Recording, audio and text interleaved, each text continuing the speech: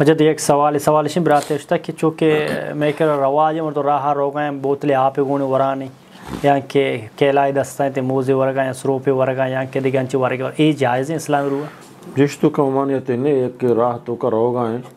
سمجھے نا اگر اشتاف نہیں تو باید بنندی تو با بہتر ہے سمجھے نا باقی اگر اشتافی راہ یا روگائیں روگ تو کا آپ ورگائیں یا کہ چائے ورگائیں یا کہ دیکھے سبزی پھل فروٹی ورگائیں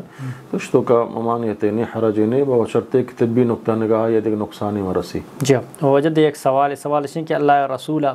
ہوتی آیات مبارکہ کدی زکوٰۃ داتا جی محترم بارہا برحال منی علم تو کا ناقصی نہ چین چیزیں نگوستا نہ چین حدیثیں نہ چین چیزیں چونکہ اللہ نبی صلی اللہ علیہ وسلم انچو کہ حدیثیں کہ العلماء ورثۃ الانبیاء اللہ پیغمبر وارث انبیاء کرامہ کہ اللہ نبیہ نہ مال نہ دینار و درہم یل نہ داتا بلکہ علمی یل داتا وہ ای میراث علم بتا انچو کہ بی بی فاطمہ رضی اللہ تعالی عنہ بارہ مشہور ہیں کہ حضرت ابو بکر صدیقیات کے منی فتح مال حصہ منی حصہ بدے تو حضرت ابو بکر صدیقہ یہ فرمان کہ فتح ہچے مال دولت یل نہ داتا کہ منتر آئی حصہ بھی دیا